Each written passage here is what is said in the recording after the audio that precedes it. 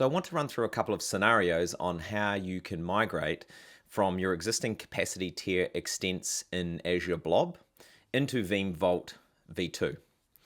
Option one obviously is to just let the current blob environment just age out. So depending on your retention settings there and your appetite for the cost of the storage to sit there while it ages out, that's option number one. A really great example if you've got just a short retention period, let it age out for the month, 60 days, whatever it might be, and just start using the new one. And once you've built up the retention within Vault, you can then delete the storage account from Azure Blob. Now, that's not going to work for everyone. We understand that obviously a lot of customers have longer term retention out in capacity tier, and that's exactly what it's designed for. So how can we pick up data from Vault, from Azure Blob, and move it to Vault v2 without attracting any of those egress fees?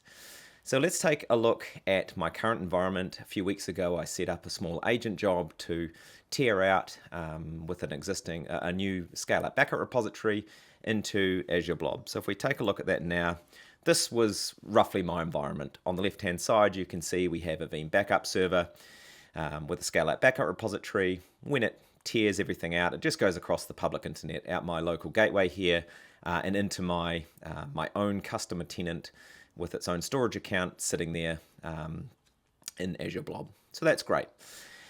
What happens though is we can obviously add new extents to the scale-up backup repository. Now, if I just added a new extent on the left here and set it to Vault, then if I wanted to migrate it, then what would actually happen is it would use the gateway server or the gateway node here on the left-hand side. So it would actually pull all the data back from Azure, which would trigger some egress fees, and then it would push it back in. But there's a better way, and we can get around egress fees by doing this. So if I scroll down, this is the environment here before we jump into the actual backup server itself that I've set up. So what I've done is I've created an IPsec tunnel. So I've got a Fortinet VDOM here, but it could be any flavor of firewall. And then I've created a gateway server, a gateway, Azure gateway over here. And then I've created a private tunnel between the two. What I've then done is deployed a small Azure virtual machine, and I've added this to my Veeam backup environment. And then you'll see here my scale-out backup repository set to green. And I just wanted to show that the gateway server, this is what the gateway that this scale-out backup repository will do. So whenever it's moving any data around, it's going to use this gateway server, which means when we go to move it later, it's going to use any of the Azure routing because it's going to go out the internet, so to speak, or route within Azure. We'll let them take care of that. But point being, when this orange line happens here, when it routes data into the Vault, when we basically evacuate the old blob extent, it's going to move data across into Vault using this link here, rather than having to drag it back on premise and then push it all the way back to Vault. So let's take a look at the backup server. So you can see here I've added my new Vault. This was my existing sober blob storage tier, which is in maintenance mode at the moment. And if I look under my Microsoft Windows side of things, you can see that here's my backup server that I've always had.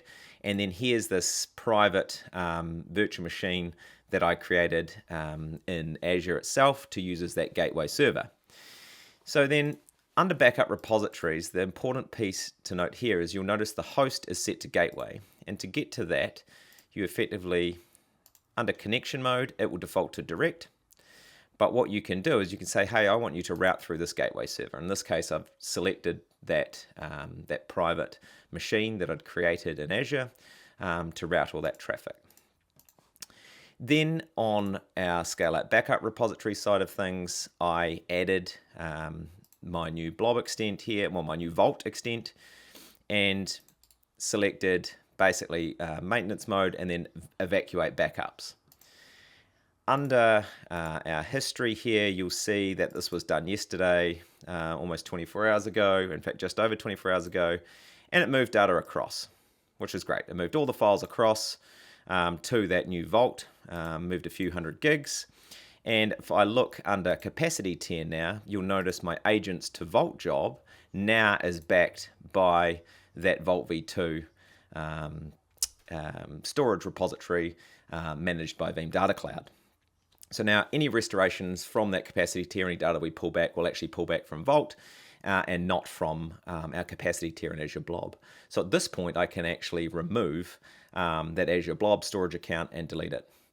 So then if I flick back to the environment now, that was during. So once the migration is completed, I can then revert my environment back. I can set that scale up backup repository to go direct just over the internet. I can remove all those IPsec tunnels. I can delete the storage account. I can delete all that infrastructure that was really just temporary.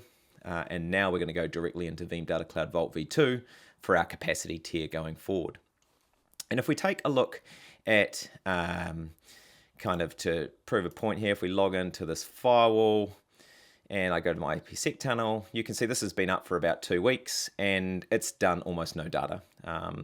It's kind of pushed a little bit of data out. It's brought a little bit of better data in, but point being, it didn't transit that 200 odd gigs worth of data. If I jump into our Azure monitor here, you can see that my backup server across that yesterday period, sort of between 10 and 11 a.m., it moved about 200 gig. Now, I noticed that I provisioned a relatively small gateway server. So if you've got a lot of data to move, then you're probably going to want to put more cores and more memory in there. Obviously, it's going to increase the cost of the instance slightly, but you're going to move the data a lot faster. So I just happened to provision kind of a 2V CPU, 8 gig of memory machine, and it seemed to be CPU bound more than anything. So potentially an instance type that's got a lot more powerful CPU and a lot more cores in it would be a better instance to go for. I was getting around 5 to 700 megabits a second transit. So, and the limiting factor there seemed to be, like I say, maxing out those cores. So yeah, adding more CPU, you could probably expect higher throughput, which is obviously going to be important if you're moving terabytes, hundreds of terabytes across the thing.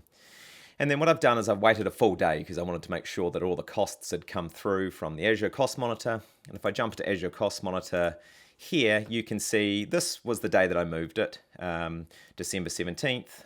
So obviously I had my storage account there at $1.34. VPN gateway, that's a fixed cost per month, so that's just going to be relatively consistent across the days. That virtual machine cost me, a couple of dollars, and then the virtual network side of things, it's the public IPs and things that are on the gateways and other bits and pieces. But an important thing to note is bandwidth was $0. So nowhere in here can we see any bandwidth cost. And then now that I'm all complete, I can delete this infrastructure. I've just left it running. But now I can delete all this and these costs will be relatively nominal. In fact, none if you've got nothing else in your environment, because I can now delete that storage account that's been running kind of since the 3rd of December. So that's a really easy way that we can migrate data through. Obviously, there's a little bit of setup up front. A lot of it could be orchestrated. But by setting up that private connectivity in the same availability zone, that's the important piece. Because if we look at the pricing here under the Azure side of things, data transfer within the same availability zone is free. Otherwise, you kind of need to take into account the first 100 gigs free, and then depending on where you're moving it around. So it can get quite costly. So by setting up a little bit of infrastructure up front, having it all route through there, you can migrate your existing Azure Blob capacity tiers within the same availability zone into Veeam Data Cloud Vault v2, Egress free, which is fantastic news for everyone who wants to start leveraging Vault v2.